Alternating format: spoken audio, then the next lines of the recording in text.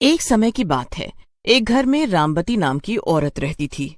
उस औरत का मोहन नाम का एक बेटा और मीना नाम की एक बहू थी। मीना बड़ी ही सुंदर और गुणी लड़की होती है। वो घर में मोहन और अपनी सास के साथ बहुत अच्छे से रहती थी। दोनों सास बहू में इतना प्यार होता है कि मोहल्ले में सब औरतें उनसे जलती थी और उन दोनों को एक दूसरे के खिलाफ भड़काने की कोशिश भी करती थी, पर दोनों कभी किसी की बातों में आकर आपस में लड़ाई नहीं करती। एक दिन की बात है, मोहन ऑफिस से घर आता है। माँ, मेरी हैदराबाद में नौकरी लग गई है। बहुत अच्छी सैलरी है। मुझे अगले महीने ही जाना है। अब बस मैं वहां जाकर खूब मेहनत करूंगा और आप दोनों को भी वहीं बुला लूंगा। मोहन की ये बात सुनकर उसकी माँ और मीना बड़े खुश होते हैं। एक महीने बाद मोहन हैदराबाद के लिए निकल जाता है। तब घर में बस मीना और उसकी सास रामवती रह जाते हैं। मोहन के जाने के बाद दोनों सास बहू कुछ काम करने की सोचती हैं। हमें अब कोई न कोई छोटा मोटा काम करना चाहिए जिससे हम दोनों अपना गुजारा आकर कर सकें और हमें मोहन से मदद ना लेनी पड़े। हाँ माँ जी, बल्कि मेरी नजर में एक है भी। अच्छा, क्या काम है? क्यों ना हम लोग कपड़े इस्त्री करने का काम शुरू कर सकते हैं।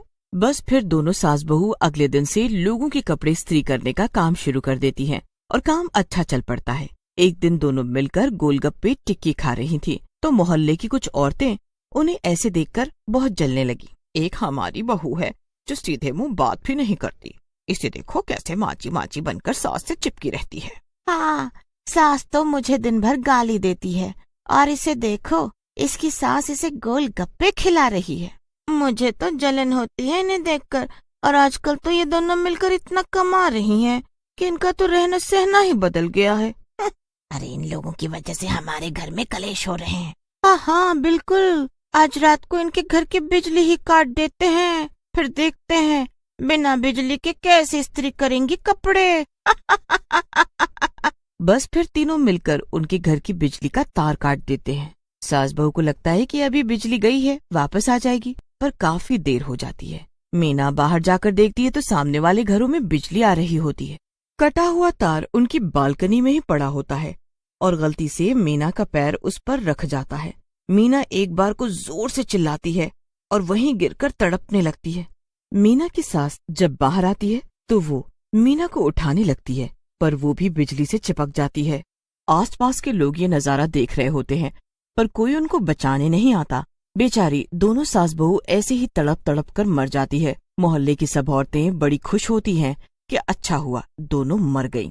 दोनों सास बहू मर तो जाती हैं, पर वो मरने के बाद चुड़ैल में बदल जाती है। इन दोनों ने हमें कैसे तड़पता हुआ छोड़ दिया, कोई नहीं आया हमें बचाने। अब हम इनको एक पल भी चैन से नहीं जीने देंगे। हाँ माँ जी, और जिन लोगों ने हमारे घर का तार काटा था उनको तो मैं तड़पा तड़पा के मारूंगी जैसे उन्होंने हमें मारा। हाँ बिल्कुल, हम किसी को भी नहीं छोड़ेंगे जिनकी वजह से आज हम इस दुनिया में नहीं हैं। इनका जीना मुश्किल कर देंगे। बस फिर दोनों चुड़ैल सास बहू सबको सबक सिखाने और अपनी मौत का बदला लेने पर उतर जाती हैं। चलो सासू माँ, चुराएं इनके घरों की बिजली। हाँ, इनको बड़ा शौक था ना हमारे घर की बिजली काटने का और फिर मरते वक्त हमारा तमाशा देखने का। अब हमारी बारी है, चलो जल्दी। बस फिर दोनों सबसे पहले सावित्री के घर जाती हैं। सावित्री मजे में एसी की हवा खा रही होती है कि तभी दोनों चुड़ैल उनके घर की सारी बिजली जादू से अपने घर की तरफ कर देती हैं। अरे भाई, ये बिजली को भी क्या हुआ, अभी ही जाना था। फिर दोनों चुड़ैलें बिमला के घर जाती हैं। बिमला मजे में टीवी देख रही होती है कि तभी उसके घर की बिजली भी दोनों चुड़ैल सास बहू काट देती हैं। हे भगवान, मेरा फेवरेट सीरियल आ रहा था, ये क्या हो गया। उसके बाद दोनों चुड़ैल सास बहू शीतल के घर जाती हैं कि तभी उसके घर की बिजली भी चली जाती है और मशीन बंद हो जाती है। अरे भाई, ये क्या हो गया, अभी तो मेरे ढेर कपड़े पड़े थे, ऊपर से ये गर्मी, अब क्या होगा। पूरा दिन ऐसे ही निकल जाता है और रात हो जाती है। तीनों का गर्मी में बुरा हाल हो जाता है और बिना बिजली के घर के ढेरों काम ऐसे ही पड़े होते हैं। वो लोग बिजली विभाग को फोन करते हैं तो वो हमेशा की तरह फोन ही नहीं उठाते। फिर जब तीनों गर्मी में बाहर की हवा लेने नीचे आती हैं तो देखती हैं कि मीना के घर की तो बिजली आ रही है। तीनों ये देखकर हैरान हो जाती हैं। वो फिर एक दूसरे के पास आकर बात करने लगती हैं। अरे, इस घर की बिजली तो तभी से कटी हुई है और आजकल इस घर में अंधेरा ही था, तो आज कैसे इनके घर की बिजली वापस आ गई। और देखो ना, आज ही हमारे घर की बिजली चली गई और देखो पूरे मोहल्ले में बस हम तीनों के घर ही अंधेरे में दिख रहे हैं, बाकी सबके घर में बिजली है। तीनों बड़ी हैरान होती हैं कि क्या चक्कर है। किसी को कुछ समझ नहीं आता और तीनों अपने अपने घर चली जाती हैं। आधी रात तक एक एक करके सभी के घरों की बिजली जाने लगती है और सभी अपनी अपनी बालकनी में आकर खड़े हो जाते हैं। रात के 3 बजे तक चुड़ैलें पूरे मोहल्ले की बिजली कट कर चुकी होती हैं और सारे मोहल्ले की बिजली बस उनके घर में आ रही होती है। लोगों की नजर सास बहू की उसी घर पर टिकी होती है कि तभी उनको वहाँ वो दोनों चुड़ैलें एकदम से दिखाई पड़ती हैं और फिर गायब हो जाती हैं। अब सबको यकीन हो जाता है कि उस घर में वो दोनों सास बहू चुड़ैलें बनकर घूम रही हैं। लोग बाहर डर जाते हैं और उनको समझ में ही नहीं आ रहा होता कि अब वो करें तो क्या करें। ऐसे ही कितने दिन निकल जाते हैं। लोग बिना बिजली के पागल हो जाते हैं। बिजली विभाग वाले भी वहाँ की बिजली ठीक नहीं कर पा रहे होते और उनको भी समझ नहीं आ रहा होता कि आखिर तार कटे होने के बाद भी एक घर की बिजली कैसे आ सकती है। वो भी हार मानकर चले जाते हैं। अब रोज रात को दोनों चुड़ैल सास बहू अपने घर में घूमती नजर आती हैं, जिनकी वजह से वे लोग इतनी गर्मी में भी डरकर घरों में छुपे रहते हैं। एक दिन फिर जब मोहन को अपनी माँ और बीवी के मरने की खबर मिलती है तो वो अपने घर आता है। वो अपने घर में जाकर खूब रोता है। आप दोनों कितनी अच्छी लगती थी साथ में, और देखो आज आप दोनों के बिना ये घर कैसा हो गया है। मोहन को रात को नींद नहीं आती और वो बालकनी में जाकर खड़ा होता है। मोहन को वहाँ वही कटा हुआ तार पड़ा दिखता है। मोहन को ऐसे ही काफी दिन निकल जाते हैं। मोहन को कभी कभी घर में 2 औरतों की परछाई भी दिखती है। फिर एक दिन मोहन के घर के बाहर 14-15 साल का लड़का आता है।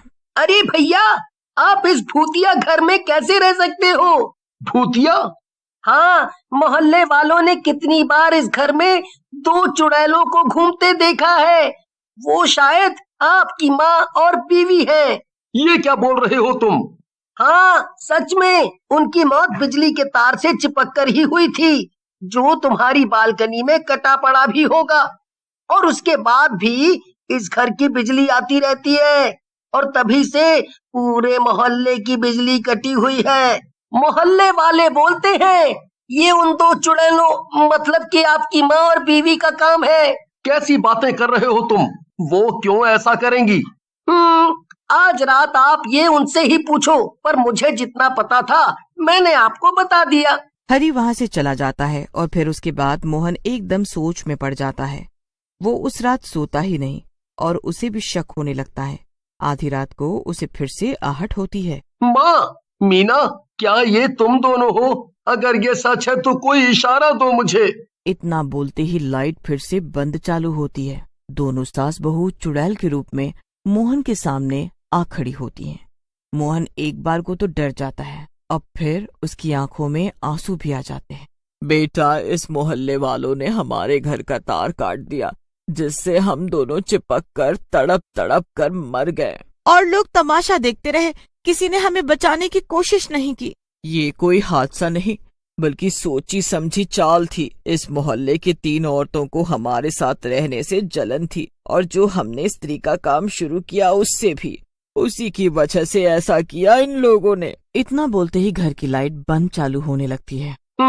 ऐसा है तो मैं कल ही इन लोगों के खिलाफ शिकायत करूंगा। नहीं, इनकी सजा यही है कि ये ऐसे ही रहे बिना बिजली। चुड़ैल सास बहू मोहन की एक नहीं सुनती। फिर अगले दिन मोहन मोहल्ले वालों और उन 3 औरतों को इकट्ठा कर उनके सामने सच लाता है। वो औरतें सकपका जाती हैं और भागने लगती हैं। वहाँ मोहल्ले में एक पुलिस ऑफिसर भी रहता है जो हफ्ते भर पहले ही वहाँ रहने आता है। वो उन औरतों को उसी वक्त पकड़ लेता है। अरे हमें माफ कर दो, हमें माफ कर दो। अब तुम तीनों जेल में सड़ना और बाकी सब लोग जो यहाँ खड़े हो, आप सबको शर्म आनी चाहिए जो किसी के मरने पर तमाशा देखते रहे। कल को आपके साथ भी ये घटना हो सकती है। फिर सबके सर शर्म से झुक जाते हैं। दोनों चुड़ैलें अपने घर से ये नजारा देख रही होती हैं। वो दोनों फिर एक दूसरे को देखती हैं और वहाँ से हमेशा के लिए गायब हो जाती हैं। उनके गायब होते ही मोहल्ले की बिजली वापस आ जाती है। मोहन फिर अपने घर वापस जाता है और उसे दोबारा कभी अपनी माँ और बीवी देखने को नहीं मिलती।